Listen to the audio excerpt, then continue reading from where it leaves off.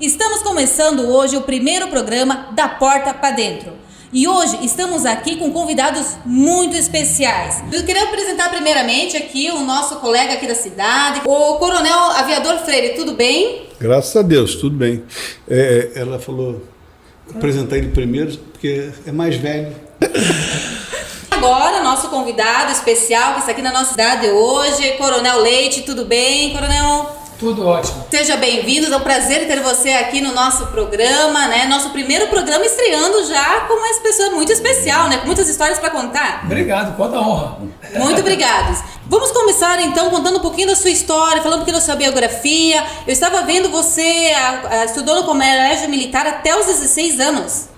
Eu fiz concurso com 15 anos de idade para a Força Aérea, estava em Fortaleza, eu era do Colégio Militar de Fortaleza, e aí decidi ser da Força Aérea, melhor opção de vida. O Discovery aconteceu bem tarde na minha carreira, eu já era coronel, eu dei o treinamento a pedido para o Greenpeace, em Manaus, de sobrevivência, o treinamento de sobrevivência. O Discovery fez contato por intermédio de uma produtora com o Greenpeace, perguntando se conhecia algum instrutor de sobrevivência ou um civil que conhecesse sobrevivência.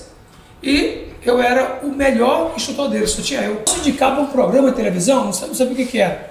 Eu falei, pode, eu achava para Manaus. Aí manda o teu currículo. Eu falei, o programa de televisão, pediu o currículo para participar. Um pouquinho, né? Aí eu disse, não vou preocupar com isso. Aí minha esposa, não, vou mandar assim mesmo, vou mandar. Aí mandou. Aí já fiquei com o pé atrás. Depois eles falaram, escaneia teu currículo todo e manda pra gente. Aí eu falei, não, aí é demais. Escanear para comprovar o Will, minha esposa. Não vou mandar não. Aí ela, vou aproveitar, vou digitalizar todo o teu currículo, teus certificados. Então eu vou mandar. Eu falei, tá bom, então eu não quero nem saber disso. Aí recebi o convite para fazer uma prova em São Paulo. Eu falei, como São Paulo? Não é para Manaus? Não era aqui? Aí em São Paulo. E só fui saber que era uma seleção por Discovery lá em São Paulo, na hora que eu tive que assinar um termo de sigilo para dizer que não ia comentar em redes sociais, que tinha participado da seleção ou ter sido selecionado até o lançamento do programa. Mas você já tinha antes uma ideia de participar do programa da televisão? Já tinha isso em mente? Surgiu assim e você foi e se aventurou? Olha, quando eu tive a notícia que tinha sido selecionado e ia ocupar uma vaga de primeiro protagonista da América do Sul, militar, a participar do programa de sobrevivência, eu falei assim, agora eu tenho um problema. Que eu estava na Força Aérea e tinha que ir para a televisão. A televisão para mim nunca foi um objetivo de vida, não tinha experiência nenhuma em televisão, e foi a primeira e foi ótimo. E como é que é auxiliar a Força Aérea com televisão? É tudo prático? É tudo manejado, horários combinados? Eles planejam, eles respeitaram muito a minha disponibilidade, a minha indisponibilidade. Vai fazer 2 anos, estou na reserva, a gente chama de reserva. Aí é igual futebol, você pode ser acionado e voltar mais, estar no banco de reserva. Aí depois de um período a gente é reformado. Aí esse... Que é o meu caso. Esse que a gente não é mais acionável. Você tem um programa que é o Dose Dupla, não?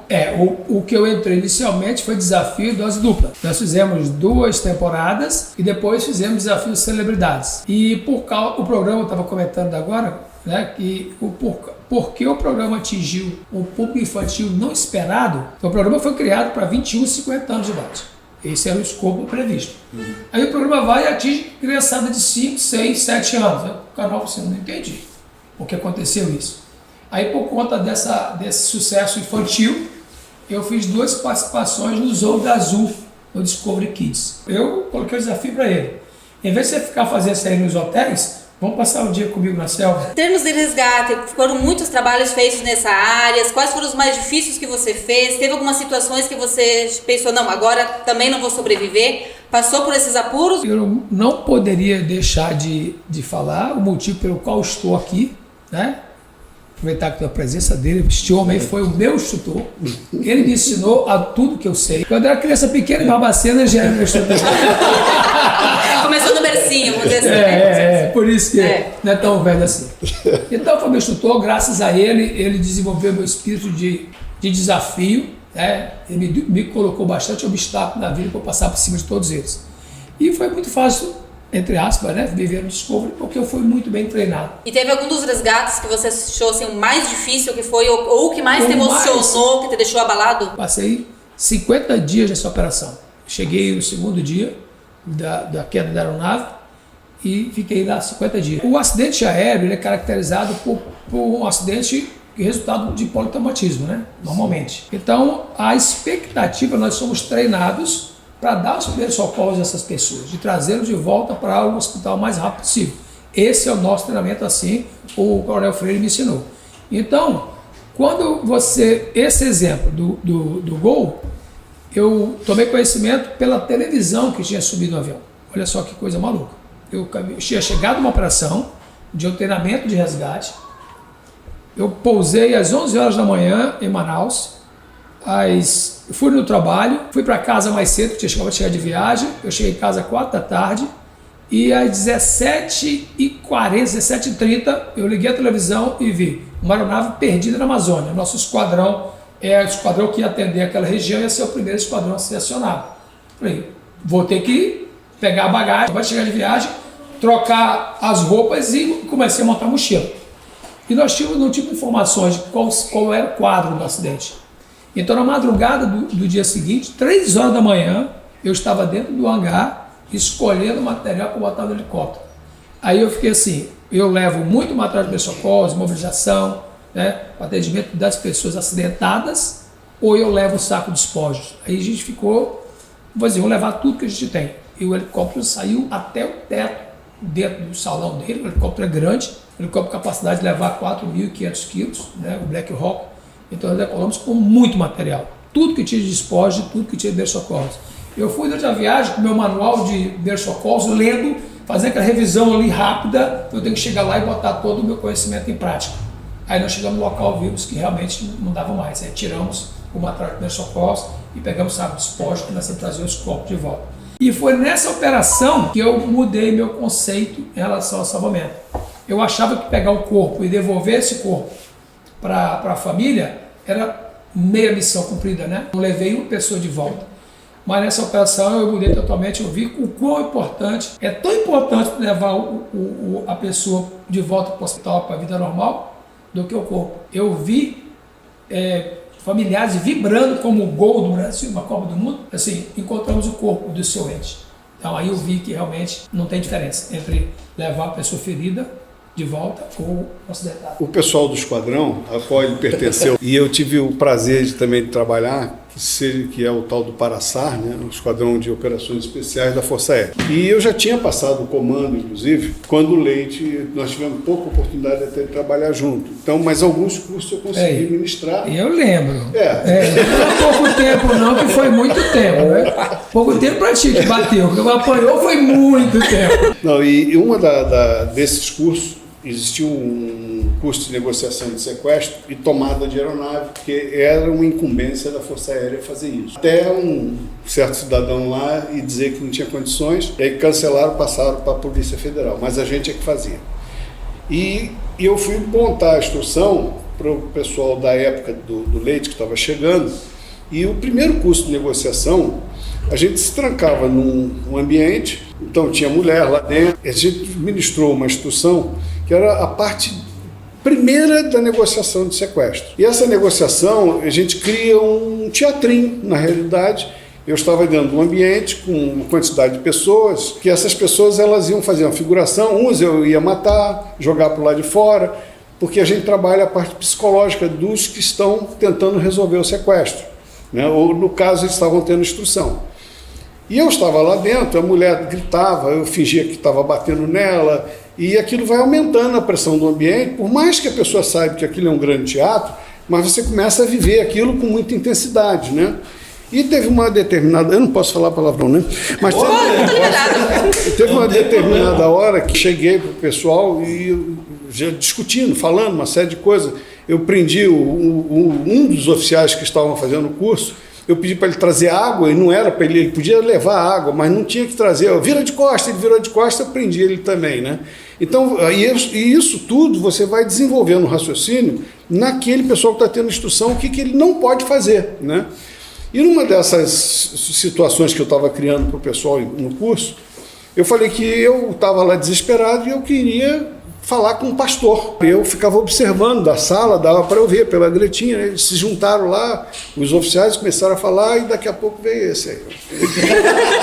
Pastor, esse era o pastor. Aí ele todo durão lá, aí chegou lá, Pois não, eu falei, pois não o quê, cara? Quem é você? Aí ele, não interessa, cala tua boca, quem diz que Aí ele, não, que eu sou pastor, que eu vim aqui. Você é pastor nada, eu não te conheço, sei o quê.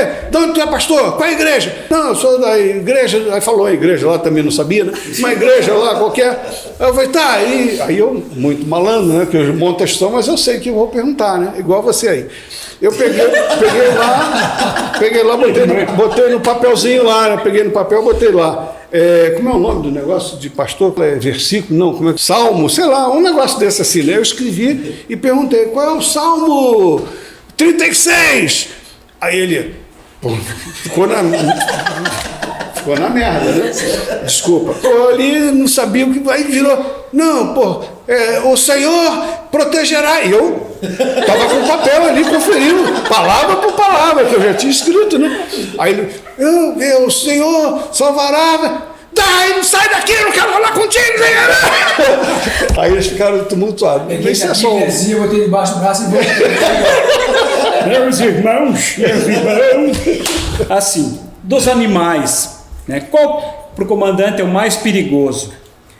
A cobra, a aranha, vamos pensar em mais um bicho bem, uma perereca e... Depende. Não é essa. Muda. Não é? Outro bicho. Eu achei que era mais perigosa essa. Não, isso aí... Melhor mudar. Isso aí mata devagar, assim, com o tempo. Mas ela mata devagarinho. Mata com o tempo. Tu deu experiência, ó. Mas em que ambiente que ela é mais perigosa? Na selva? Isso é importante. Na vida moderna, na cidade. De perereca? Que eu saiba, não, cara. A experiência tem Continua. essa era a pergunta, né? Se na selva, né, a perereca é perigosa ou não? Não. Aranha peluda? Não. Não, também, né? Não.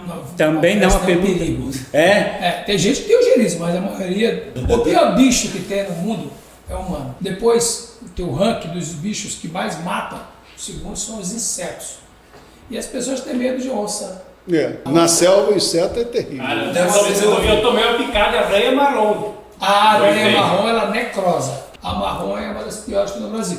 A idade é uma coisa terrível, né? Eu estava sempre no instinto, atualmente eu não sei mais o que é isso. É uma coisa, né? É uma coisa incrível. Mas cara, né? Mas então o que é mais difícil? Sobreviver na selva ou nas cidades, nos lugares urbanos? Eu acho que na cidade é mais difícil. Por quê? Sobe no Morro do Alemão pra você ver. A selva tem regra. A selva tem regra.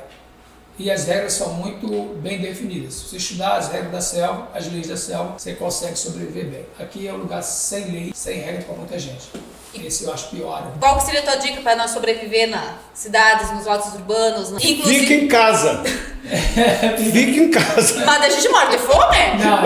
Acho que a dica para sobreviver na área urbana é desenvolver algumas competências, como a resiliência, a capacidade de enfrentar dificuldades que estão vivendo agora, que é a pandemia. A resiliência é uma competência que tem que ser trabalhada. Conhecer o local onde anda. Conhecer o lugar onde anda, ter os horários. Uma série de algumas dicas para atitudes e algumas dicas de comportamentais pessoais para sobreviver. Com quem anda. Então, as dicas comportamentais, o quem anda, o cuidado com o trânsito, cuidado com a estrada, cuidado com o cinto de segurança, cuidado com a máscara, um monte de cuidados. Isso aí são comportamentais, né? E algumas são pessoais mesmo. Tem pessoas que fazem tudo isso, mas às vezes tem uma dificuldade na vida e quer se jogar do prédio. Isso não é bom para a mente humana. Então, a capacidade de enfrentar dificuldades, que é a resiliência, é uma das capacidades humanas que as pessoas têm que desenvolver mais. E hoje, não se deixar levar por perda. Saber perder. A perda vai acontecer. A gente veio para cá só para ganhar. Ninguém disse que o mundo é fácil, que aqui todo mundo veio para ser só feliz. Só que você busca uma felicidade falsa, que é correr atrás dela, ela está atrás de você, que do teu lado você não percebe. E acaba perdendo muita oportunidade da vida. Uma coisa que dificulta muito hoje são as mídias sociais, né? Que a gente vê muita gente ali criando uma vida fictícia ali nas redes sociais diariamente e vai ver na real não é bem aquilo, né? Então acaba, acho que, deixando também as pessoas mais vulneráveis. Isso aí é uma coisa bem interessante que você falou. A rede social, ela só mostra o lado bom. Então, isso faz com que as pessoas levem essa tendência de achar que tudo é lindo. A imagem da televisão é tudo lindo. A mocinha é magra, a mocinha está sempre bem vestidinha, o rostinho limpo, acorda de manhã, já está com batom e os olhos todos pintados na TV. E a pessoa fala assim, a vida real eu acordo com o rosto amassado, às vezes uma espinha, então ele acha que está sofrendo, porque a referência do mundo é ser perfeito. É um barco bonito, todo branquinho, que o cara entra, não tem uma sujeira. Aí tu compra o barco, põe o pé suja, já fica a marca do pé no barco. Aí acha que o mundo é ruim. Não, é que o mundo falso, que a mídia social, a televisão traz pra gente, faz com que a gente tenha uma referência distorcida da realidade humana. E a gente tem que ver a realidade e olhar que isso daí é uma grande fantasia. E você também tem os conceitos sobre os homens, né? Homens e mulheres, acho que dá para usar os mesmos conceitos. Tem homens que falam de ideias, na verdade, homens que falam de homens, homens que falam de fatos, né? Qual a diferença dos três? Bom, você pesquisou bem, hein? Puxa essa que vem lá. É o seguinte, um conceito que eu aprendi na minha vida. Existem 3 tipos de homens. Homens quer dizer homens e mulheres. Homens que falam de homens. Esse é o homem mais comum de todos. Né? Homens que falam de homens. Homens que falam de fatos e homens que falam de ideias. A parte emocional está mais ligada a homens que falam de homens e homens que falam de fatos. E a gente percorre os 3 no nosso dia a dia. Só que alguns vivem mais esses 2 primeiros e longe de ideias. Quando a gente vai para uma mesa de uma cerveja, do bar, que a gente passa, bate um papo. O papo foi legal ontem. Falamos de ideias. Falamos, eu tenho uma ideia sobre isso, eu falo outra ideia. O comum é pessoas falarem de fatos. É o acidente do carro, ficou doente, teve no hospital, que aconteceu uma coisa na televisão, que fechou a fronteira em tal lugar. Então é o que a imprensa faz. São as pessoas mais normais que existem. Tem um que é muito perigoso, que faz mal para a sociedade, faz mal para o nosso mundo. Essas são pessoas que falam de pessoas. Então isso é muito ruim. Então, uma palavra bem simples, quem vive só aqui são pessoas medíocres. Quem vive no meio são as normais. Quem vive aqui são as pessoas especiais que merecem que a gente esteja perto delas. Agora, que nós não conseguimos falar só de ideia o tempo todo, não conseguimos. Falamos de fato uma vez, mas se a gente puder perseguir, ficar sempre falando de ideias, a gente vai viver bem melhor. Por exemplo, na minha formação, a do Leite foi bem semelhante ainda, né? Mas eu acho que no decorrer do tempo, as coisas estão se perdendo um pouco. Minha opinião, tá? Não estou falando mal de Força Aérea, de Exército, nem ninguém. Eu estou dizendo o seguinte, quando eu entrei na Força Aérea, a minha turma eram 318 militares. Dos 318, do primeiro ano para o segundo ano, porque a gente no primeiro ano a gente só voava, e só matéria de voo. Depois, no segundo ano para frente, você começava a matéria acadêmica, né? Então, do primeiro ano para o segundo ano, nós saímos de 318 para 127. Então, é um corte muito abrupto por causa do voo. O cara não serve para o voo, então ele é desligado, né? E depois, no final, nós formamos 93, porque teve alguns cadetes que foram desligados em função de conhecimento, o cara não estudava o que tinha que estudar, e é muito rígido. Você passa de segunda a sexta-feira, você tem a alvorada, nem lembro mais, às 6 horas, 6h30, sei lá. 6 horas, né? O café vai para a aula, fica o dia inteiro naquelas... Não gosto de falar. É a polícia. Não. É a polícia. Polícia mesmo. Tu não falou para ela onde vinha? Tu falou. Falei? E ela não acreditou, então. Ai. Manda uma selfie.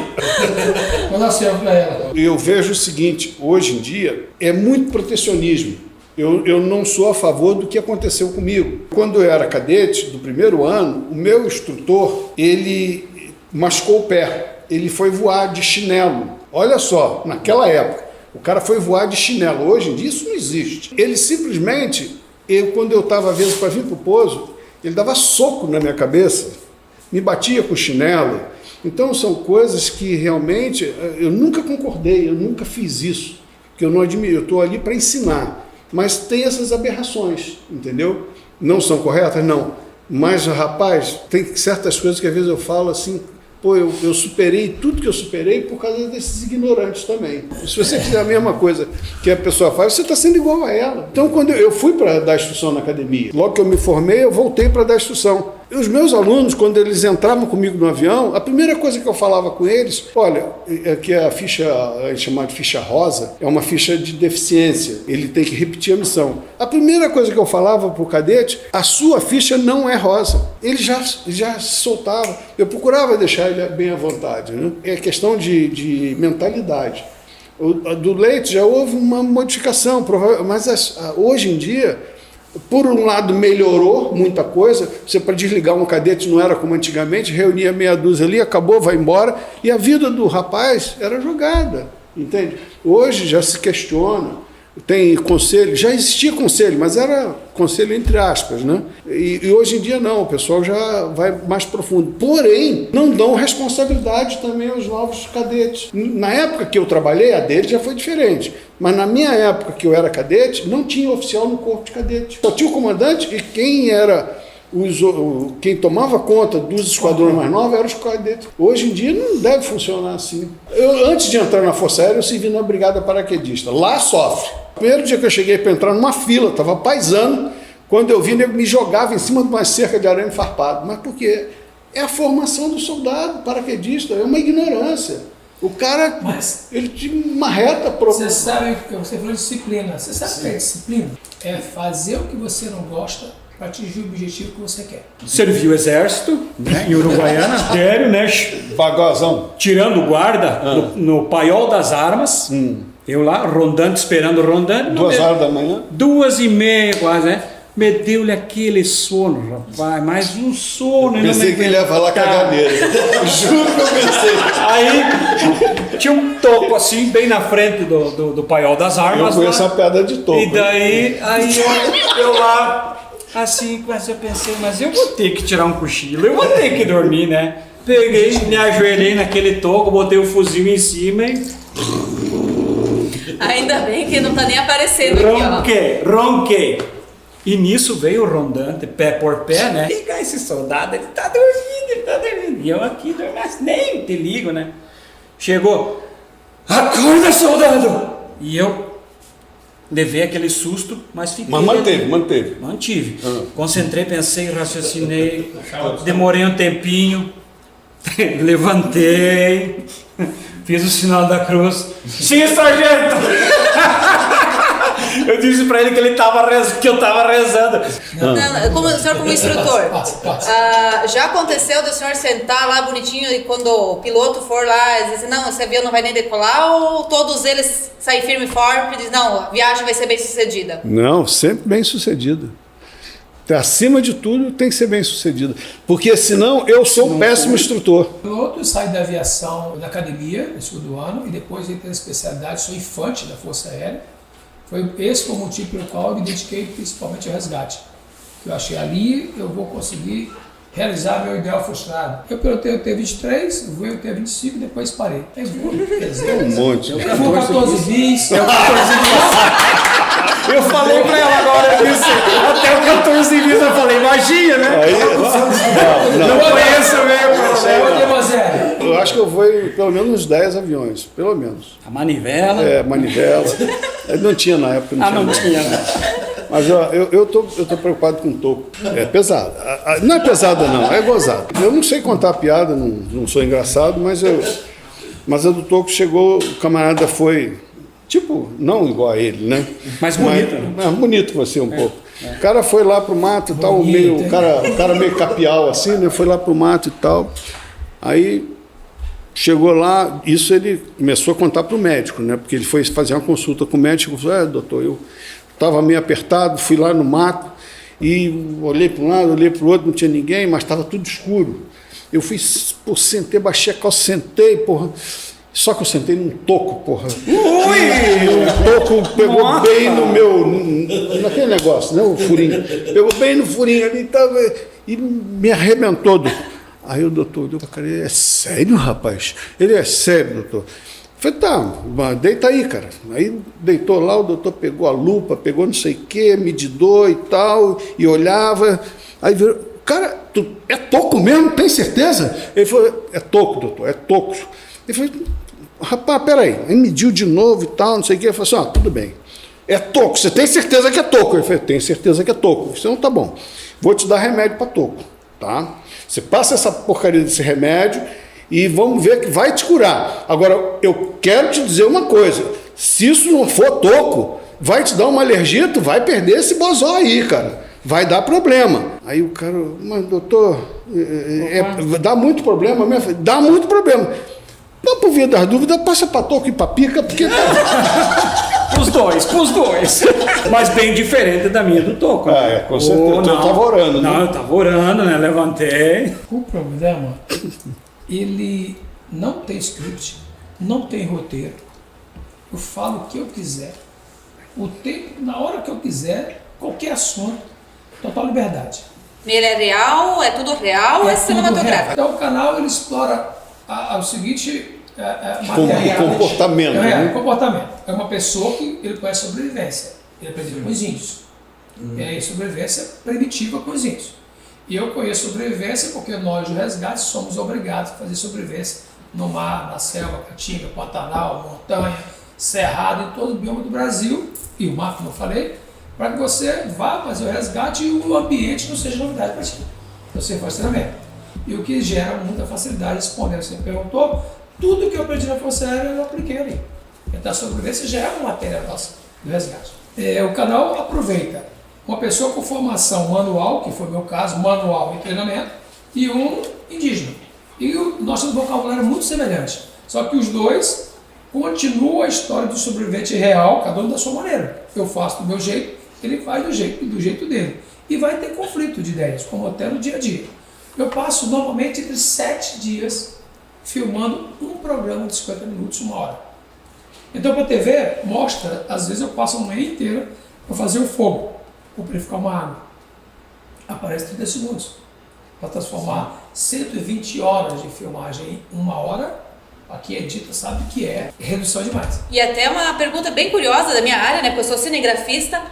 Os cinegrafistas que acompanham vocês, eles, coitados, têm que se lascar junto lá? Eles são... Ou eles têm uma assessoria, uma coisa, ou o coitado, ele passa fome, eles passa cidade e se...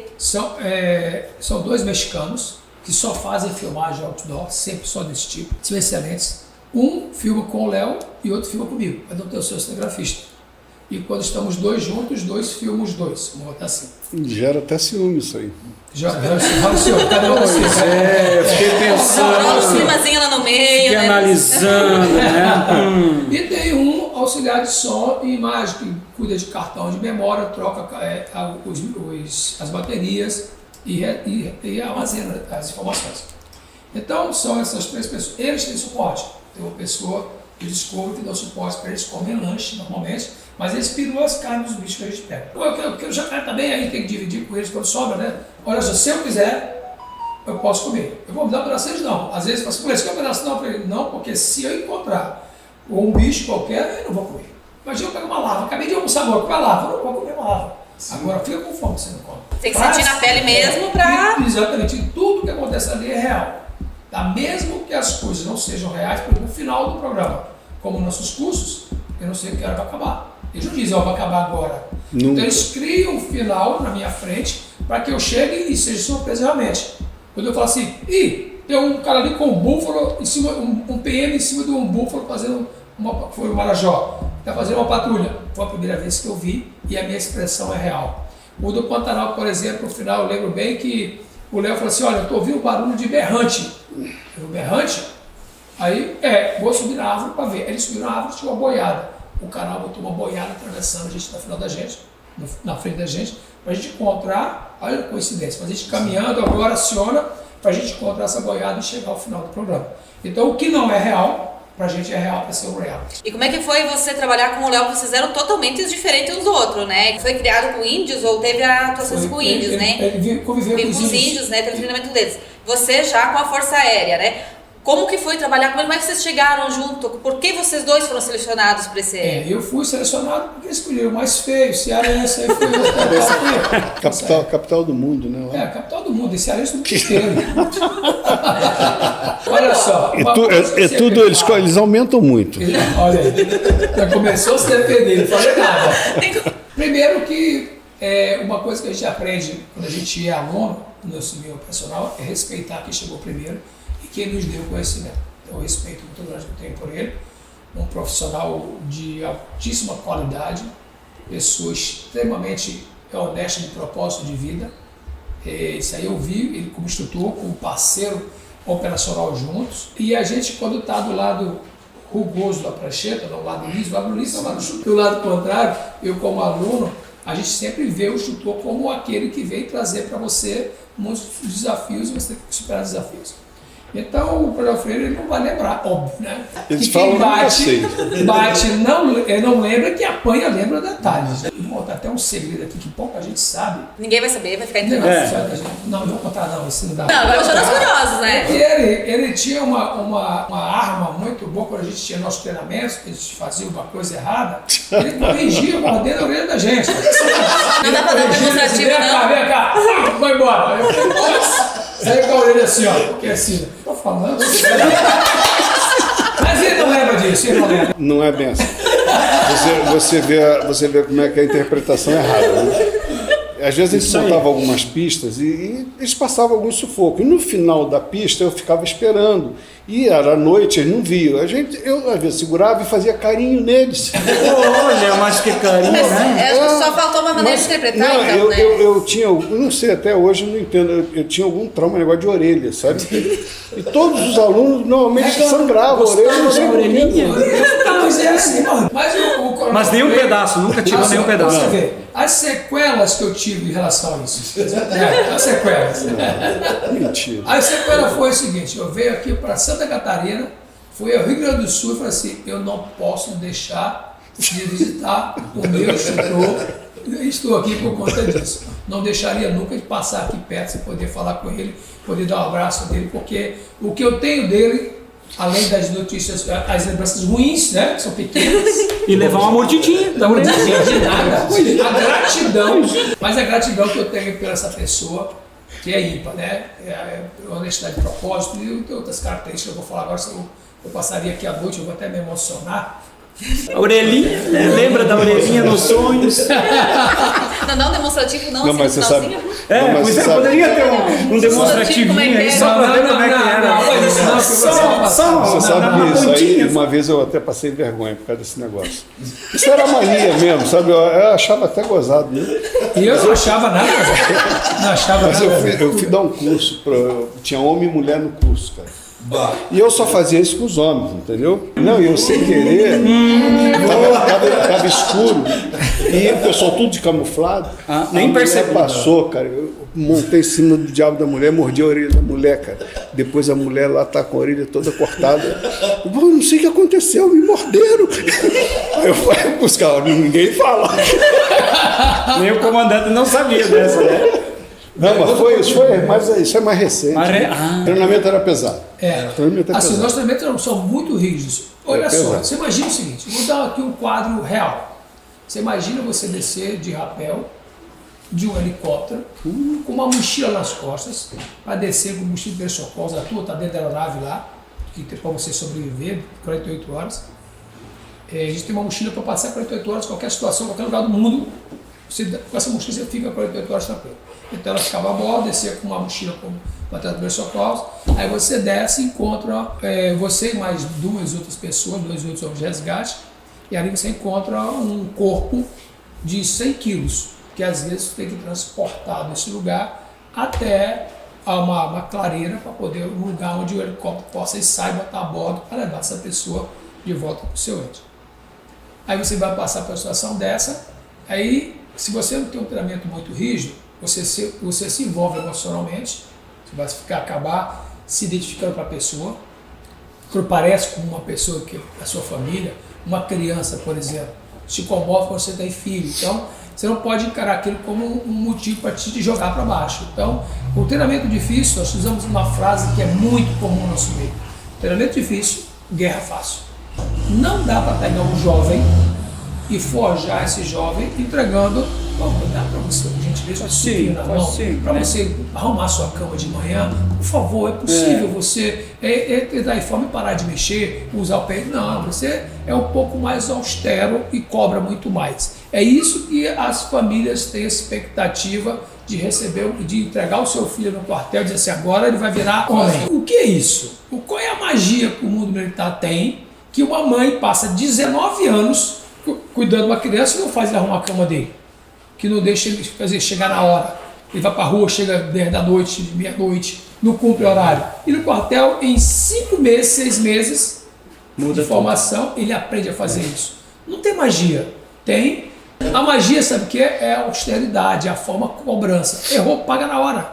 Isso é uma coisa que dá muito certo. Aqui no Justiça Brasileira, o cara faz uma coisa agora, daqui a pouco prescreveu, eu vou lá deixar a cama dele arrumadinha para... Não, e joga moeda. Se a moeda não subir, vou fazer uma curiosidade para vocês aqui. Esse esquadrão que eu tive o prazer até de comandar também, trabalhar, ele também, ele foi criado em 1963. Eu saí operacional em 1983. O que é operacional? É o que tem capacidade de cumprir qualquer missão. Quando você faz todos os cursos, você faz todos os cursos. Chegando de paraquedas, de helicóptero, qualquer coisa. Você voa de helicóptero, você mergulha, você faz montanha, você faz tudo. Aí sequestra, faz tudo. O nosso curso eu acho que é o mais completo. Eu acho. Tem de pular do avião, com o avião andando, aí o cara sai todo mundo e o avião sobe. Desembarque de tropa, desembarque de tropa de aeronave, também tem isso. Mas isso é tranquilo. Eu quero só dar um número para vocês entenderem. Tem uns 600 e pouco. E eu tive oportunidade um pouco mais, porque eu peguei uma época que tinha muita aeronave, e eu me dediquei muito ao paraquedismo. Hoje eu tenho 3.550 saltos. A minha esposa tem só 200. É muito salto. Ela é minha dona. Lá em casa é a mesma coisa. Eu fui saltar, você não quis ir, mas estava com 66 anos. Aí fui no aniversário do esquadrão. E ele e o Baiano me enganaram, falaram que ia, a última hora não foram. Né? Baiano, coitado, já é um amigo nosso falecido. Um dos meus melhores amigos e melhor amigo dele. Cheguei lá em Campo Grande e era uma tradição nós saltarmos, mesmo o pessoal da reserva. Quando cheguei lá, falaram que não podia saltar. Eu falei, porra, mas é por isso que eu digo que mudaram tudo, sabe? Aí eu falei, pô, não é possível, por que não pode? Aí eu acabei ligando para uma pessoa, né, que tinha uma influência total dentro da Força Aérea, né? E essa pessoa chegou e falou, não, autoriza que esse maluco quer saltar, deixa ele saltar. Aí o suboficial, ele virou para mim e falou assim, quanto tempo o senhor está sem saltar, coronel? Eu falei assim, eu estou saltando. Coronel, eu lhe conheço, quanto tempo o senhor está sem saltar? Eu falei, estou saltando, cara. Aí ele falou, tá bom, fomos para o avião. Só que cada um tem a sua responsabilidade. Eu fiz o meu treinamento no chão, que a gente faz um treinamento, uma readaptação, para aquela situação. Então eu fui lá para um canto, fiquei treinando, como fazendo procedimento de emergência, fazendo tudo. Quer dizer, eu tinha me readaptado. Porque eu sabia, eu dei instrução, eu sabia como fazer as coisas, né? Então eu fiz minha readaptação e fui para o avião. Aí eu falei com ele que eu iria sair e pegar ele lá fora, segurar ele no voo, né? Aí ele olhou para minha cara, tá, coronel, tá bom, vamos, só não quer sair agarrado, porque eu não tinha nenhuma filmagem minha. E ele falou que ia me filmar. Ele tem até o irmão que foi para os Estados Unidos, o Márcio. É o Márcio. Aí o Márcio, não, vou lhe filmar e tal. Aí quando chegou dentro da vez, ele insistiu de novo, né?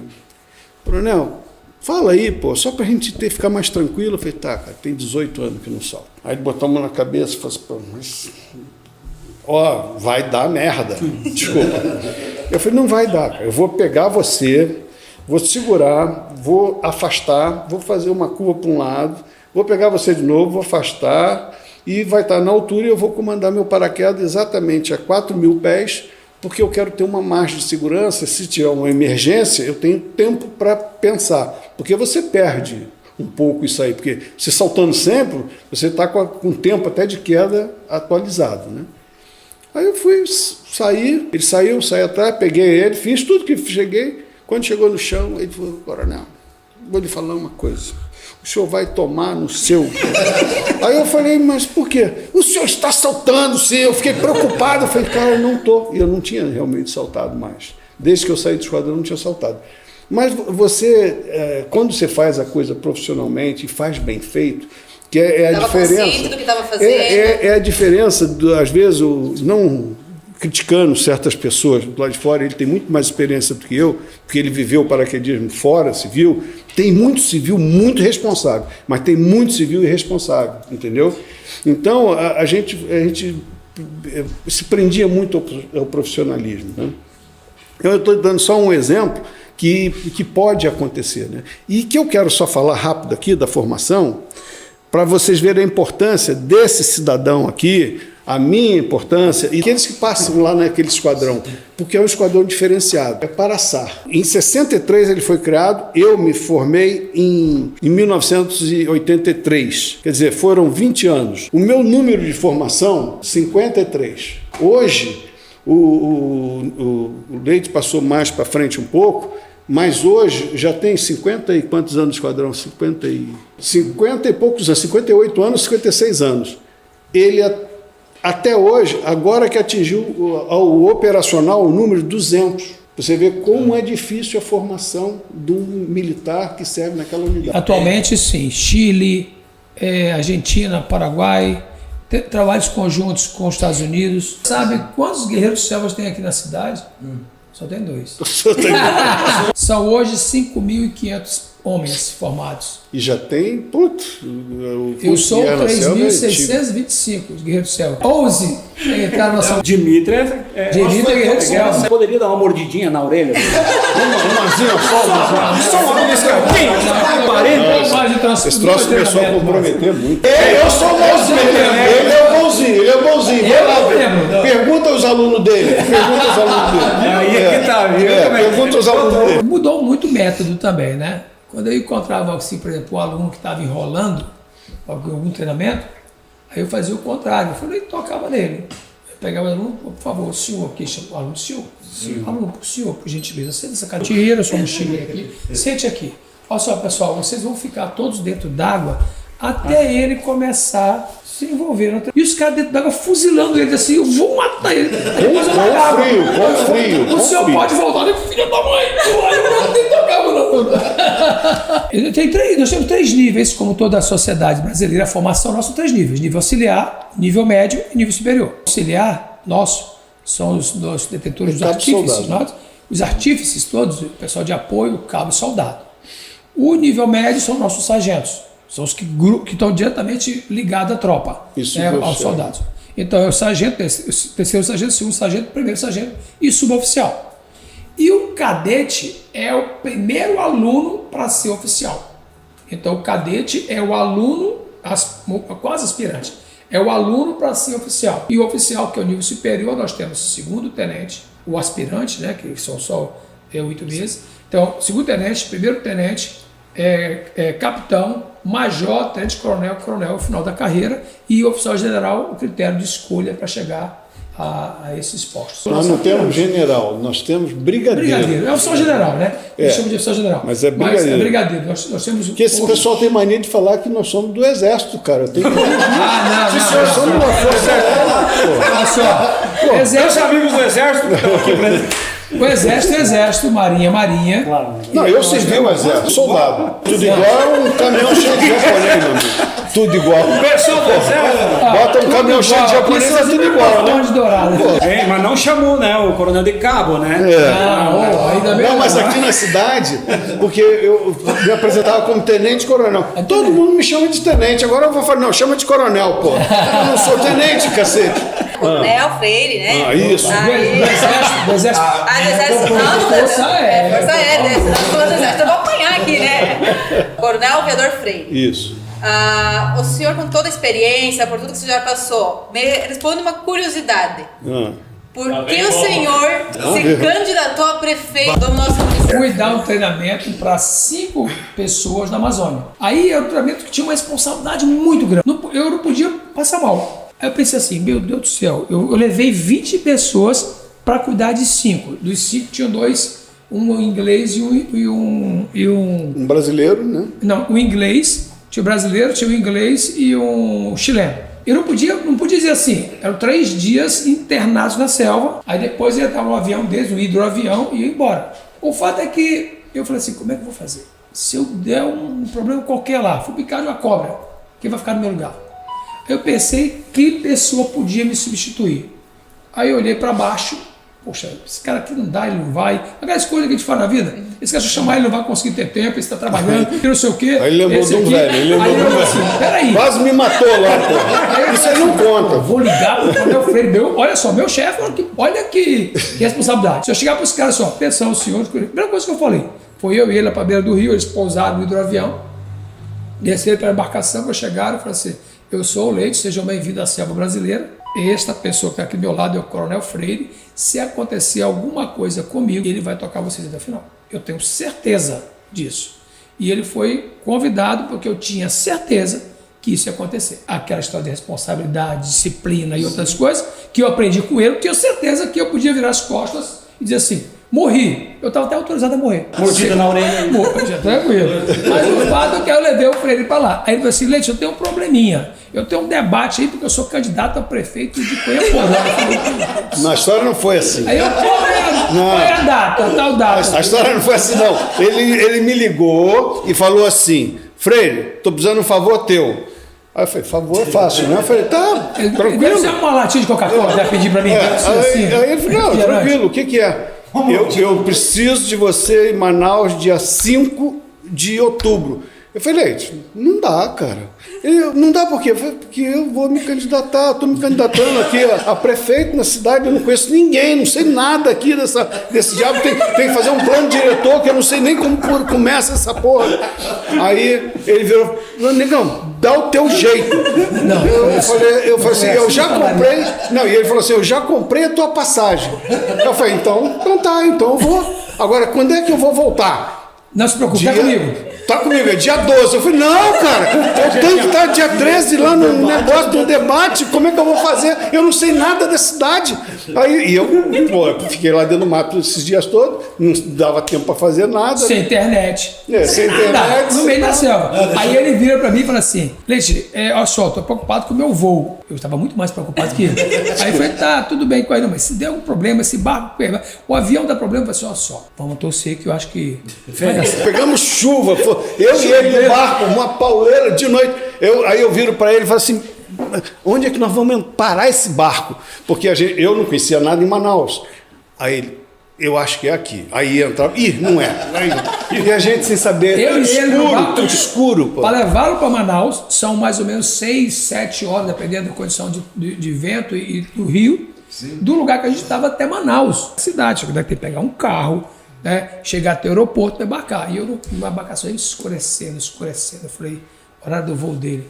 Eu falei, meu Deus do céu. E a gente numa lancha aí, chovendo, raio. Eu falei, tudo para dar errado. Eu falei, raio, chuva. Eu falei assim, esse voo não vai sair. E ele, não, será que vai dar tempo? Ele, não, vai dar tempo, fique tranquilo, vai dar tempo. E eu desesperado, coração na boca. Aí e não chegava nada. Aí a embarcação, a luz estava muito fraca. Era uma voadeira, um motor de 100 e pouco, mas com velocidade. A gente estava ali pilotando o barco. Sem aí ver, eu falei para cá. E falei, tá vendo aquela luzinha ali? Aproca a luzinha lá. E, escuridão completa. E só vi quando o raio batia assim, iluminava tudo e apagava rapidinho. Aí pá, foi emocionante. entra da esquerda. Aí, não é não, eu atrasava mais ainda. Volta, não é essa entrada. Tinha uns igarapés que a gente tinha que fazer a passagem. Quando eu vi a luz da cidade longe, eu falei, graças a Deus, já tem cidade à frente. Já chama a cidade. Já é Manaus. Tinha outro barco vindo atrás e eu levei ele na frente para pegar o voo, o fatídico voo, né? Foi debate. Aí ele, não negou debate, eu assim, não tô nem aí pro seu debate, mas tudo bem. E ele já louco pra morder, né? E eu só Você liga? Ele jurou. Deu problema, deu pane no bar. Rapaz, você não sabe a novela que foi aquilo lá. Mas resumindo a história, achamos. Quando eu cheguei ao porto, a gente entrou no porto, foi assim. Não, entramos em vários lugares antes. Entrava, não é aqui, aí saía. Eu falei, Leite, onde que é esse troço? A gente vai entrar. Calma. Entrei no portinho lá, larguei o barco, pego o carro, sai desesperado para pegar o voo dele. Aí quando ele embarcou, ainda deixou o material dele comigo. Falei, pronto, viu? Tem que devolver. Material de campanha, né? De campanha. Isso explica muita coisa. O material que ele botou na bolsa dele e botou o troço dele na minha bolsa. A hoje ele destrocou. Senhor, não, porque eu não estava votando aqui na cidade. Ele ficava, você quer botar teu título lá? Não, eu falei, pô, tem que voto, né? Ele ganhar pelo menos eu voto. Eu votava nele ali, ó. Tranquilo. Pô, eu votava nele. Né? Aliás, assina embaixo. Assina embaixo. O que aconteceu? Eu acabei vindo para Cunhaporã por causa do meu sogro, que teve um problema de saúde, e a minha mulher estava muito preocupada. Eu já estava aposentado. Ela tinha conseguido transferência porque ela vai trabalhar no fórum, né? Eu falei, vamos embora, eu estou aposentado, para mim qualquer lugar é bom, e aqui eu adoro isso aqui, né? Então eu resolvi vir. Quando eu cheguei aqui, aí tinha uma tal de eleição. Eu nunca me candidatei a nada, né?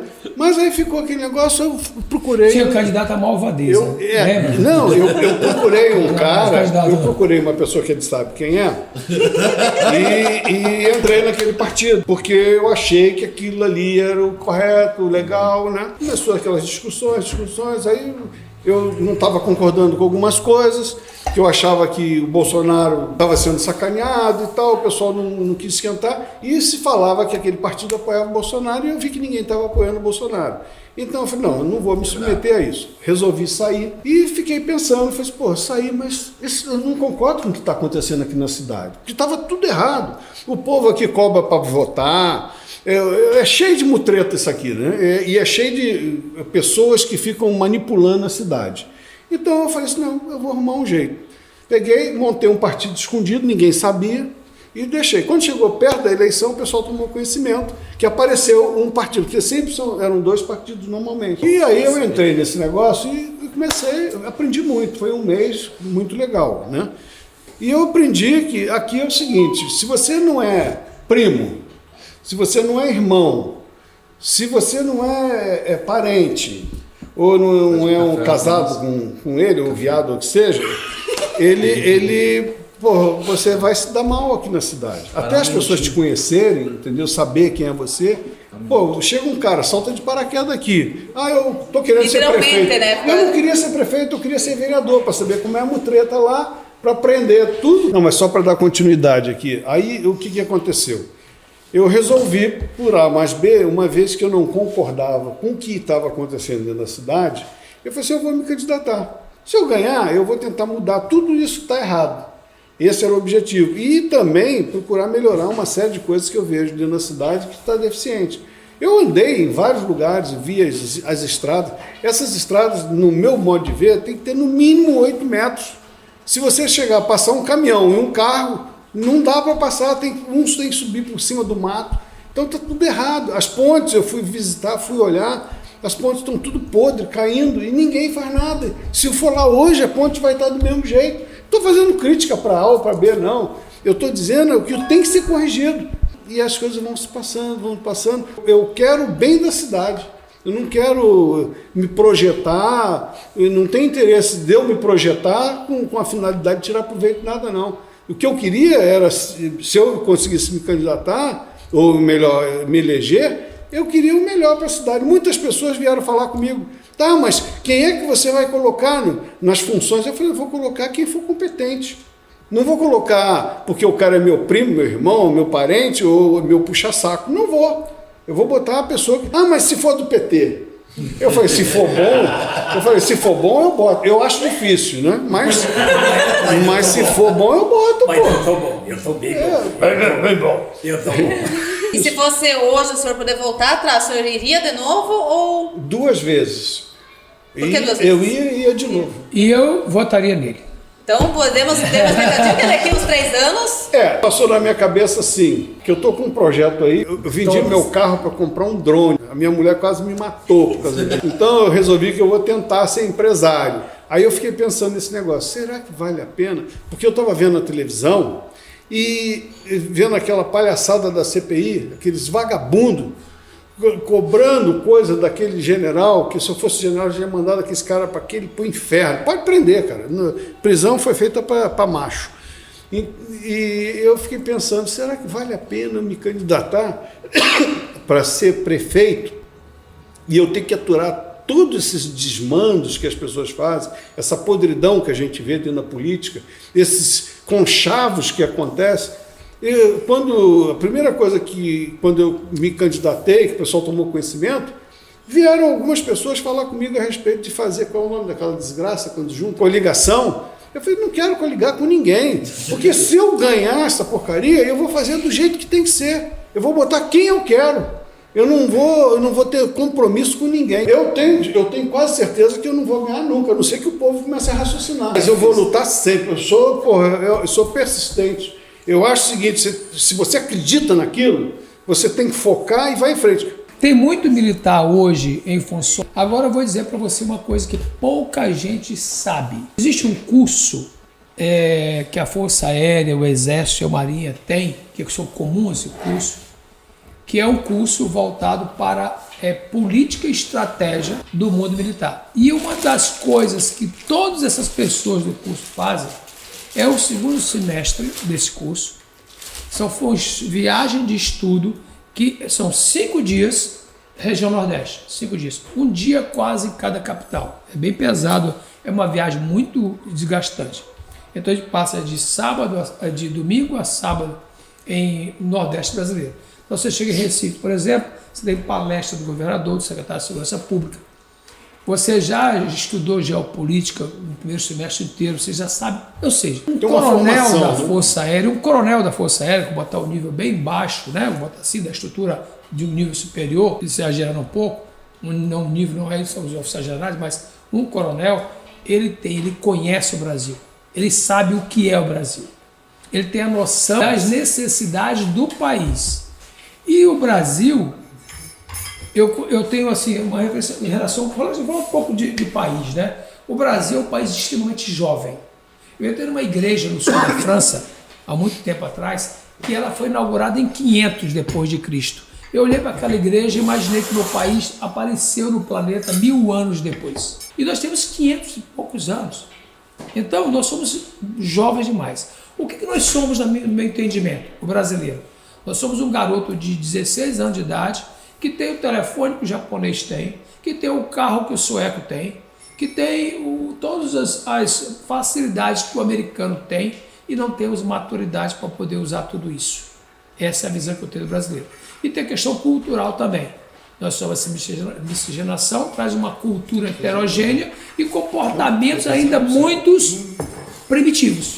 O comportamento primitivo é o cara que joga um monte de lixo na rua da cidade de Cunhaporã, aí tu tem que ter uma estrutura de limpeza cara, severa. Eu acho que temos pessoas melhores preparadas. Eu acho que se for uma pessoa se candidata a deputado federal, ele, no mínimo, ele tinha que fazer um curso, um estágio de 2, 3 meses para ele conhecer o país, para ele poder falar de Brasil. Agora ele pega um cara candidato lá do estado vou lá do meu Ceará, lá do Ceará, que raramente saiu de Fortaleza, sai de Fortaleza para Miami, sai de Fortaleza para Estocolmo, sai de Fortaleza para Paris e não conhece a Amazônia brasileira. Como é que ele vai falar de Brasil, de legislação que atenda ao país se ele não conhece o país dele? Temos candidatos do Brasil que, infelizmente, ele tem um poder tão grande que ele transforma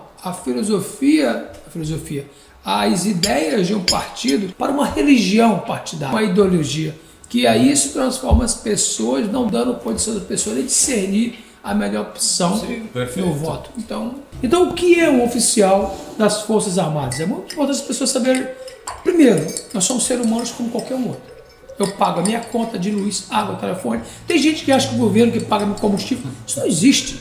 Eu tenho meu salário como todo funcionário público brasileiro e tenho todas as dívidas e as minhas poupanças, a poupança que existe de qualquer pessoa. Então, não temos nenhuma facilidade no Brasil. A gente vê países de primeiro mundo e outros países que a sociedade valoriza muito o militar, que respeita como aquele que doa a sua vida em prol da pátria.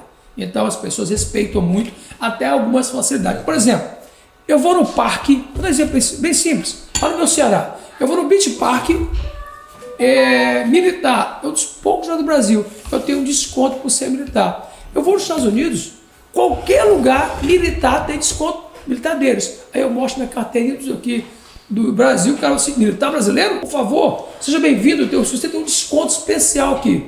Então o brasileiro já não valoriza muito aqueles que brigam pelo seu país. Ponto. Então, o que é o oficial da Força Aérea? Nós fazemos um concurso, todo ano tem concurso dessas vagas. Um concurso federal. É um dos concursos mais rígidos e honestos que tem no Brasil. Qualquer pessoa pode fazer esse concurso, qualquer um, desde que estude, passa. Eu sempre falo, alguém tem que passar na prova. Estuda que você passa. E você entra por mérito. É meritocracia mesmo. Então ele passa 4 anos numa escola, uma academia, ele sai com o curso bacharel em administração. Ele já é um administrador jovem. É bacharel em administração, reconhecido pelo MEC. Ele voa de manhã e à tarde faculdade. Tem aula sábado. No tempo que eu falei, não existia aula sábado. Não, agora tem aula sábado. De segunda a sábado tem aula. Ele é aluno profissional. O governo paga para ele estudar. Então ele tem obrigação. Não passou, tchau, vai embora para casa. Não passou na prova? Faculdade, o cara faz aí, segunda chamada, segunda época, terceira época. Foi reprovado, vai embora. Porque se espera daquele aluno que ele se dedique pelo menos. Se formou. Essa academia, ele qualifica, ele garante esse oficial chegar até capitão. Lembra que eu falei? Segundo tenente, primeiro tenente, capitão. Só até capitão. A academia garante que ele chegue. Aí, como capitão, ele faz um curso de aperfeiçoamento. Esse curso de 1 ano, hoje, é 1 ano à distância e 1 ano presencial. Então, um curso de 1 ano, ele se forma e ele garante ele chegar até tenente-coronel. Aí ele foi major, aí ele vira quase tenente-coronel, tem outro curso. Esse curso, ele faz o curso de 1 ano presencial e ele garante ele chegar até coronel full, que a gente chama até coronel. E aqui ele já ganha o MBA em gestão administrativa. A Força Aérea dá o MBA para ele. Aí a Força Aérea escolhe em torno de 30% dos coronéis para fazer o último curso de carreira, que é o curso de política e estratégia, que tem todo esse conhecimento, ele conhece o Brasil. Porque ele vai ser o oficial general, ele vai ser o brigadeiro, que ele vai gerenciar o país todo. Uma força aérea do país todo tem que saber as dificuldades da Amazônia, do Rio Grande do Sul, de Recife e do Acre. Aí esse curso ele faz o segundo MBA dele. Então todo oficial com CPEA tem 2 MBA e 3 cursos de pós-formação. Aí depois disso ele pode ser escolhido a ser oficial general. Então essa é a formação de um oficial. Então quando você vê um coronel lá do Discovery, lá no meio do mato, comendo um bicho, ele tem pelo menos 2 MBA feitos pela Força Aérea, no mínimo. São 35 anos para ele chegar de serviço, para ele chegar até esse topo. É bom frisar que o nível do oficial general, tanto do Exército quanto da Marinha, da Aeronáutica, os caras têm um nível muito alto. Normalmente são os primeiros de turmas, as pessoas que têm a melhor formação. E mesmo que não tenha a melhor formação, que não seja os primeiros de turma, os caras vão... tanto estudo que tem que ser feito durante a carreira, que o padrão do pessoal é muito... As pessoas não têm noção, acham que o general lá, o cara só sabe bater continência. Pô, o nível de competência é muito alto. Tem um ex-funcionário nosso, cara, que passou no ITA. Educação, né? Pra ele chegar lá, ele estudou 24 horas por dia. Entra, né? se estudar, entra. Ele é um exemplo, ele estudou 24 horas por dia, ele não perdia 1 minuto ali. Exatamente. O Brasil é um dos poucos países do mundo, isso aí é a realidade. Eu conheço alguma coisa, não é só o Ceará, não, né? O Brasil é um dos poucos países do mundo se você migra de classe social se você estudar. Você sai lá de muito pobre, né, socialmente, e chega ao nível que você quiser. E tem uma mola mestre que diferencia os seres humanos. O que nos diferencia não é só inteligência. Gente que é inteligente faz 3, 4 faculdades e não acaba nenhuma. O que nos diferencia é vontade. E a vontade leva as pessoas a passar por ITA e etc. Então, dentro da nossa formação, a gente sai aspirante, como cadete até, né? Até você sair como coronel da reserva, que é o nosso caso, nós temos os conceitos verticais. Então, todo ano, alguém de cima dá o seu conceito, né? E tem os parâmetros que são claros. Tá? Exemplo, nós falamos no começo que resiliência é um dos itens para ser avaliado de oficial. Capacidade de liderança, escrita, fala, se expressa bem ou não. Então, todo ano ele é cobrado. Tudo vai ser avaliado, tudo. Todo ano. E para você ser promovido a qualquer posto, segundo tenente, primeiro tenente, capitão, major, tenente coronel, você sempre é visto os últimos 12 conceitos Se anteriores. você não tiver conceito bom, você Não vai é promovido. Punição, ela é uma cobrança de um ato não correto, né? É punição. Então, a Força Aérea e o Exército Marinho entende que se ele foi punido, ele pagou pelo seu pecado, pelo seu erro, vamos dizer assim. Mas o importante é também entender que entre uma pessoa que não foi punida, fica uma mancha, um erro de desonestidade não chega. mas Um erro mais de... pesa.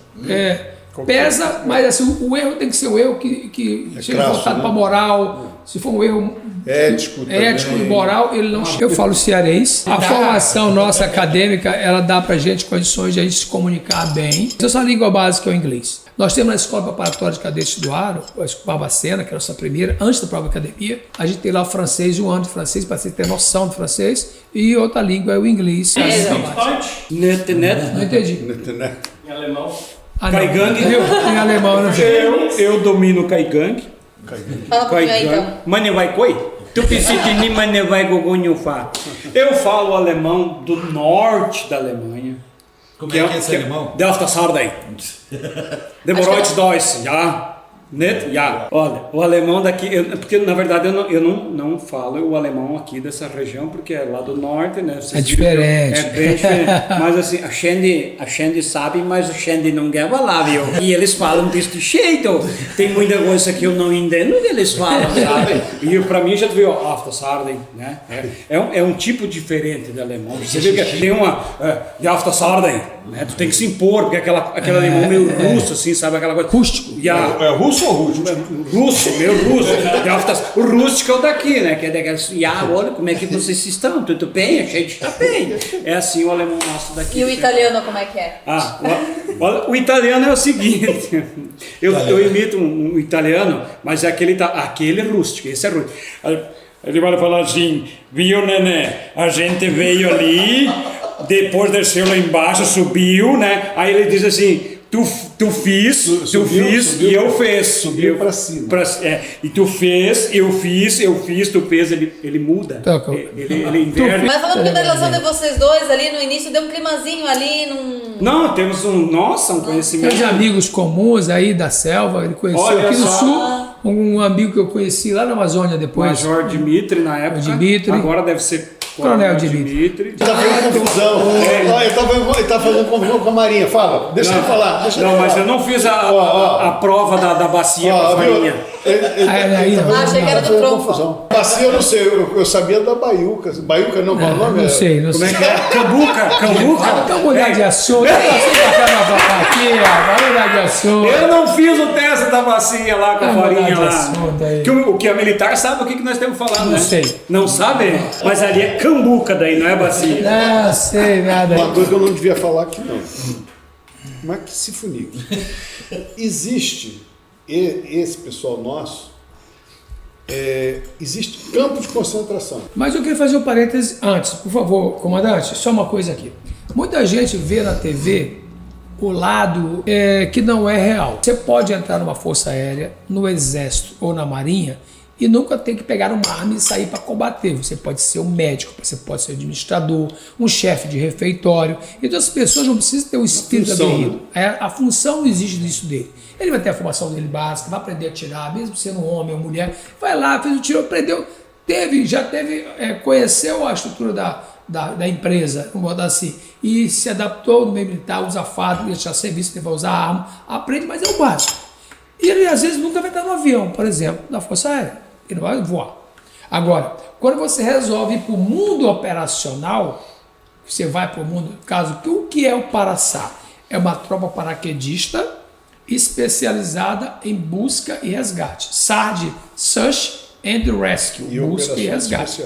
E operações especiais. Então essa tropa, para você ser um Paraçá, você ganha um número. Falou, tem 200 no Brasil entre vivos, mortos, formados desde 63 até hoje. Né? Eu dei quase 58 anos de idade. Então, são 58 anos que o Paraçá está fazendo aí agora. Então, para você ser na tropa, aí sim, você vai ver alguma coisa que às vezes a TV exagera. Aquilo que o Tropa de Elite fez, ele valorizou muito algumas coisas da formação operacional. Não é a formação todo militar. Não é só aquele grupo que faz. É um grupo que quer ser operacional, que quer ser um caveira. Voluntário. É parecido, muita coisa é parecido. Então isso que eu estou falando aqui agora. Você não precisa maltratar o aluno. A própria natureza leva o aluno para a selva. A natureza vai jogar ele para baixo. Ela dobra a pessoa. Ela dobra a pessoa. Deixa o cara mais humilde, deixa o cara mais resiliente, deixa o cara mais esperto. E resistente, né? Por exemplo, a selva não pertence ao mais forte. Ela pertence ao sóbrio, habilidoso e resistente. Então, algumas coisas são diferentes que a TV mostra. Você precisa ser um cara super grandão e foda, vai se enrolar e se pó, vai ficar preso no espinho. Ele não vai conseguir. Então, ser habilidoso, ser mais resiliente, mais resistente, isso leva a pessoa a pensar agilidade e a resiliência. Talvez seja a capacidade militar e humana mais importante. E trazendo para o lado feminino também, né? Porque a gente quando fala, né, exército, força aérea, você pensa muito no lado masculino, né? Sim. Mas para as mulheres ingressarem, é uma atividade realmente, porque a gente vê hoje um mito, às vezes quando você falou, né, que a gente vê televisão, assiste, há um mito muito grande, né, que para as mulheres é difícil. Não é, porque primeiro que a mulher ela tem a dosagem dela. Esse é um exemplo bem simples.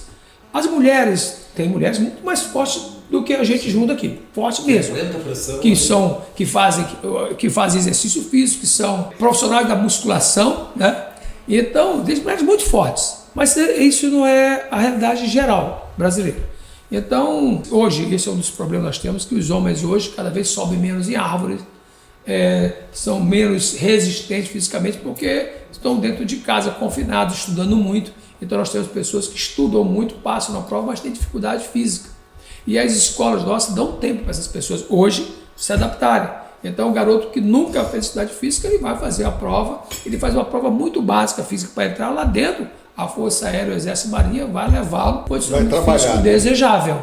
Isso que acontece. E as mulheres, nós temos mulheres pilotos de helicóptero da Força Aérea, combatentes, cursos. Nós temos pilotos de helicóptero de combate, que fazem a interceptação, que fazem a segunda interceptação do narcotráfico na Amazônia. Nós temos piloto de transporte de carga, loadmaster, mulheres que são loadmaster, que empurram a carga dentro da aeronave. E temos mulheres que são pilotos de caça.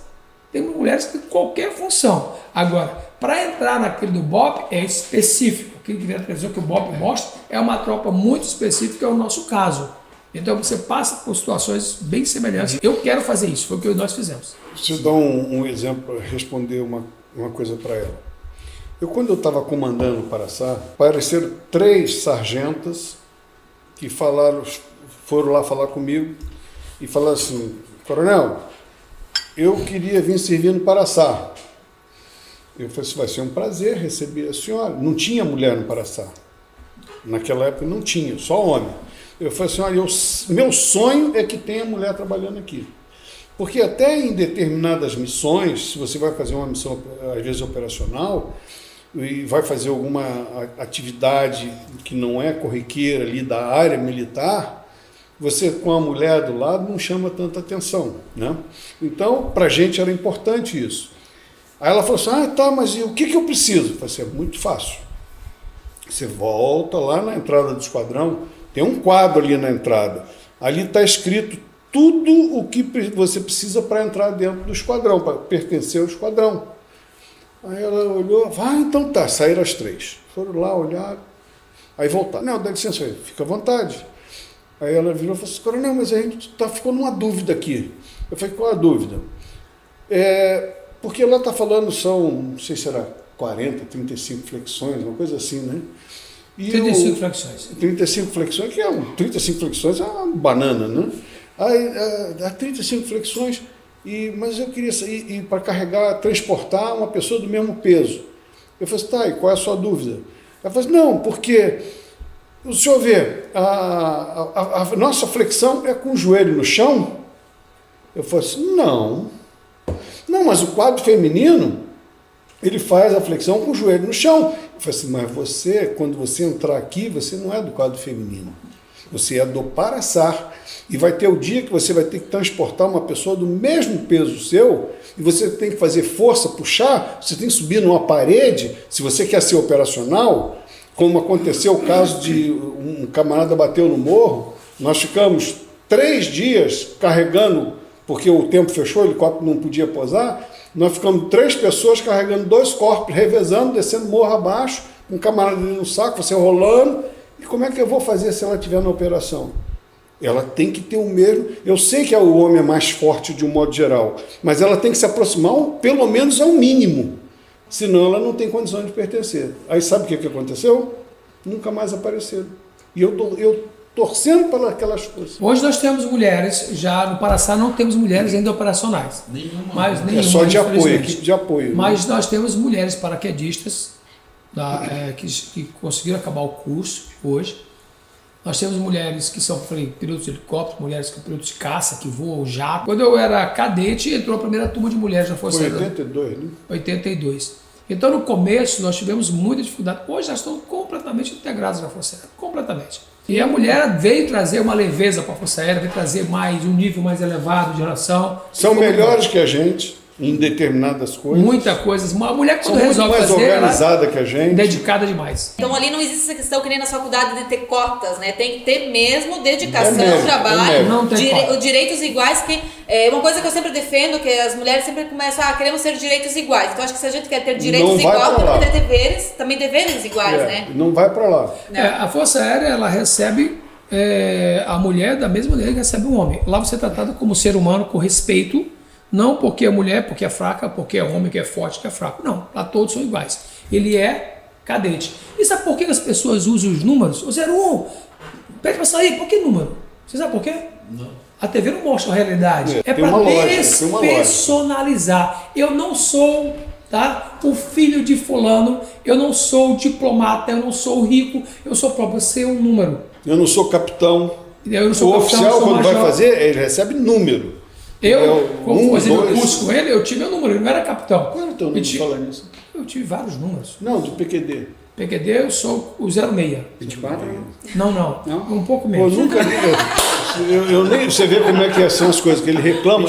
Eu nem lembro do número dele, ele não passou despercebido. Antes ele falou da esposa dele ali, né? O lado humano. É uma santa. É uma santa. É isso que eu queria perguntar. Porque não é fácil. Então, quando você chega em casa, você se sente resgatado. Você não está indo para ser resgatado, você se sente resgatado quando chega em casa. Olha, entendi. É o tá seguinte. Qual é o nome dela? Will, W-I-L. E ele está pensando para falar. Tu está dando tempo a ele. Eu estou pensando. Me dá mais um tempo aí. Mais um nome. Eu tive muita sorte. Né? Muita gente fala assim, Leite... Soca, tu ganhou, foi na Mega Sena. Fica aí. Porque eu encontrei uma companheira, nós estamos 20 esse ano, em novembro, são 23 anos juntos. Passamos 14 anos sem filho. Depois de 14 anos tivemos nosso primeiro bebezão aí de 9 anos e outra bebezão de 7. E aí, desses 14 anos, ela quis, eu quero participar do seu mundo. Você conversa com ela, ela parece mais militar do que eu. Engraçado. O vocabulário militar, ela conhece completamente a gíria, né? A convivência, ela quis integrar nesse mundo.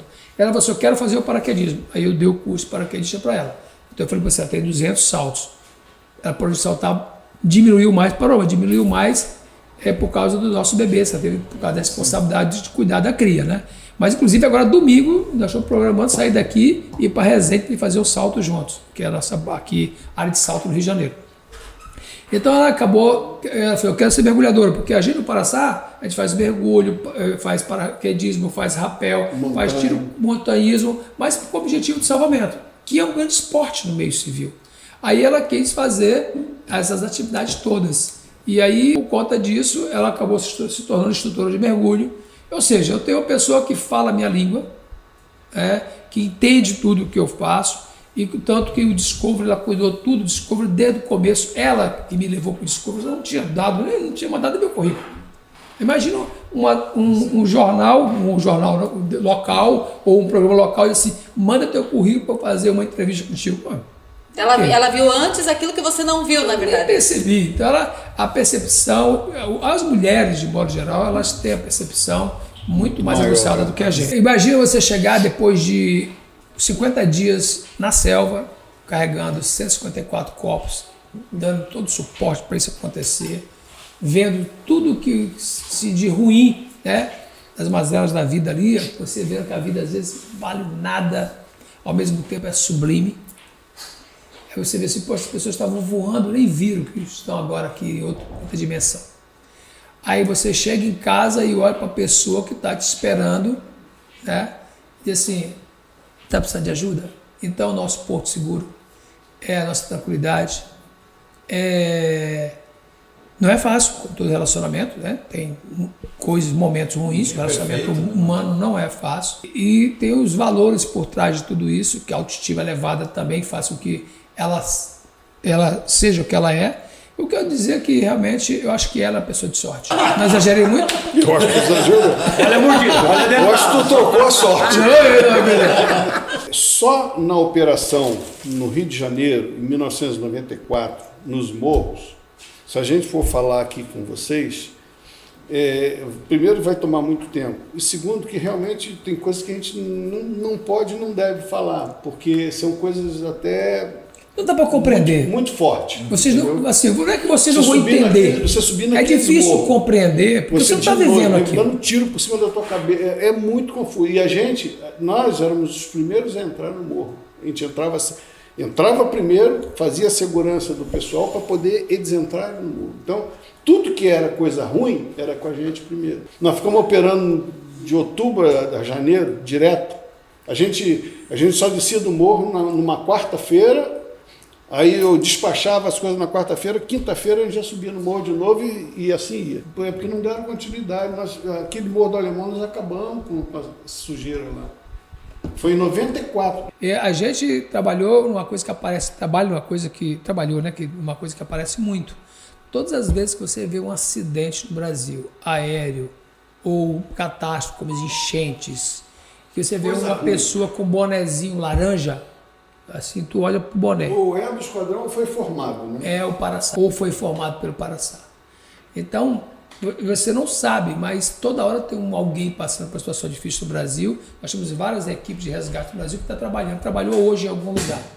Só para você ter ideia, este ano, Natal, nosso esquadrão de Natal já fez vou chutar aí, uns 3 ou 4, mais ou menos, que eu sei que eu vi mais de alguns, salvamento em alto mar em navios mercantes.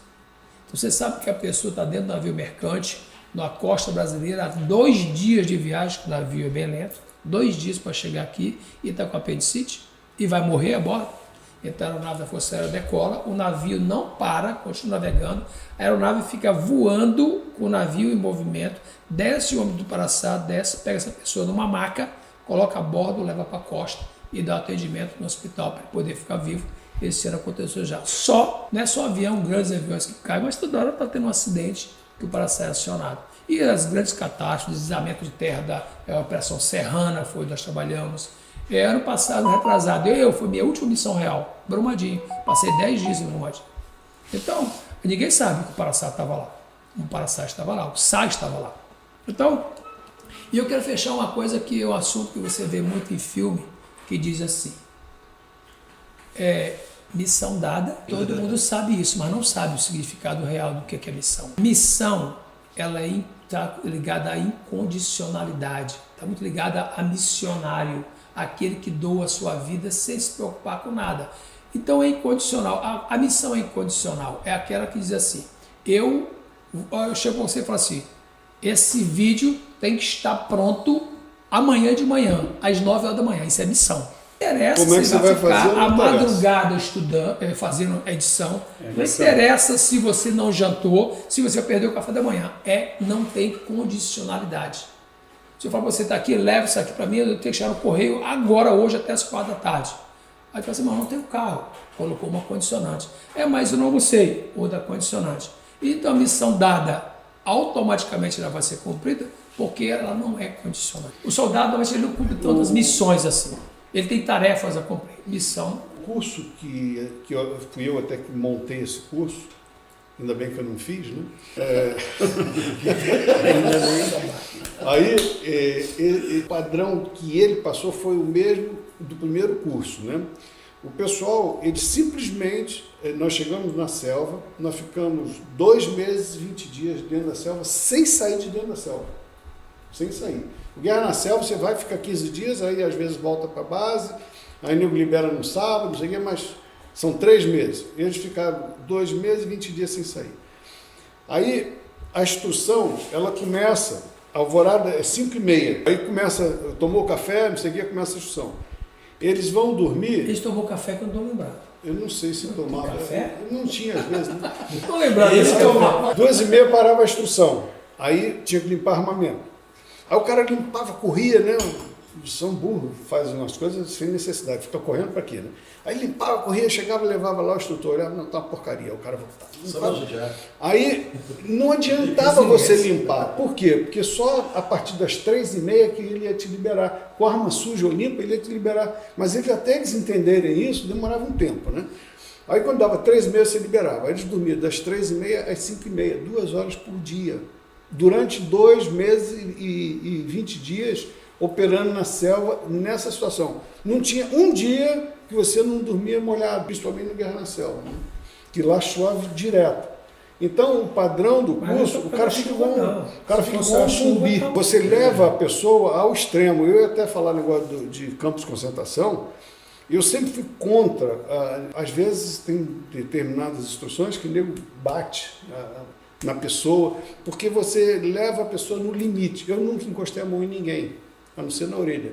Mas ele não foi a mão, né? Não, todos eles passaram em campos de concentração. Ele passa no pau de arara, no esticador, porque primeiro, se ele vai dar instrução, um dia, ele tem que ter passado por aquela atividade para ele saber o que ele tem que fazer para não lesionar o outro cara. Se ele nunca fez, ele não tem que dar instrução. E todos eles passavam nas coisas, porque aquilo ali é uma realidade de combate. Se for um dia guerra, ele vai falar, não tem? Tem tortura, sim.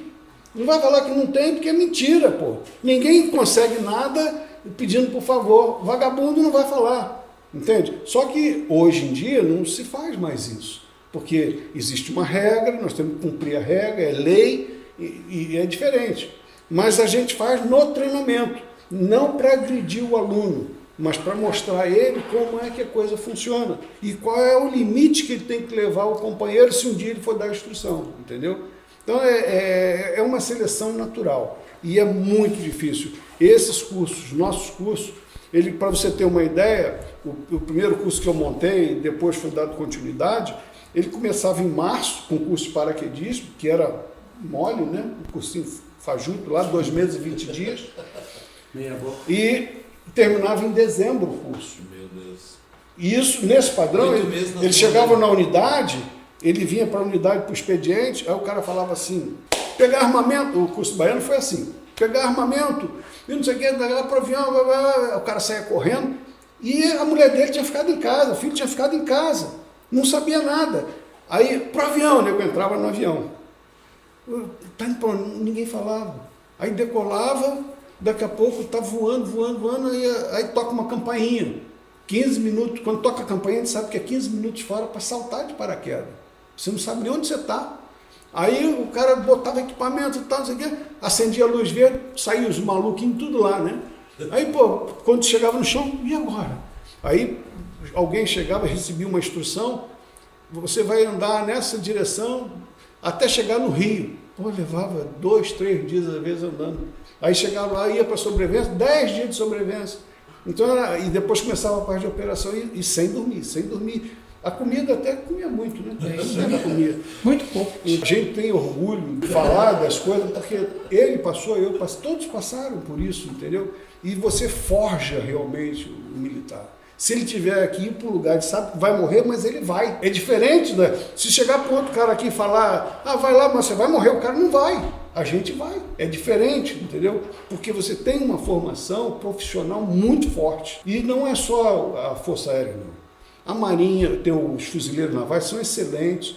O Exército tem o pessoal de operações especiais também. Nós temos um grupo muito forte dentro do Brasil de militares que estão preparados para cumprir qualquer tipo de missão, ou exterior ou em qualquer local. Uma coisa que a gente sabe fazer bem é planejamento futuro e treinar para isso. Quais as possibilidades? Um país inferior ou igual ao Brasil? Sim. Ok, o Ceará. Um país ou uma comunidade comum, interesse, por exemplo, dá um exemplo bem esdrúxulo. Amazônia brasileira. É uma comunidade comum ou um país superior ao Brasil, é uma comunidade comum querer a nossa Amazônia brasileira. Então existe todo um cenário e já uma estratégia para atender isso aí. Um modelo que ele é do Vietnã. O vietnamita foi o que criou, o que foi a guerra mais, chama-se teoria da resistência. O Afeganistão fez isso. Então o que significa isso? Vem uma potência, uma comunidade comum e diz, eu quero a Amazônia. Ok.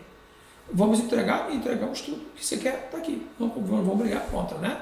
Vai chegar com toda a sua estrutura, então se interna na selva. Vai todo mundo para a selva. O vietnamita fez e o iraquiano fez também, até pouco tempo. Aí começa a teoria da resistência. Resistir e aos poucos ir tirando essa força bruta de dentro do país. Isso aí a gente é bom nisso. E o nosso país, graças a Deus, é um país do bem. Nós somos vistos no mundo como militares do Pacífico, bem. Né? Pacífico. Nós não temos interesse expansionista. Nós não queremos mais território.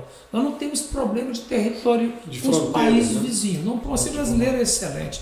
Então nós temos muita coisa que não temos um quadro provável de um conflito. Conflito isolado pode ter uma guerrilha, uma força tipo umas Farc da vida. O conflito interno das comunidades dos morros do Rio de Janeiro. Sim. Conflitos internos, pequenos, de pequena intensidade.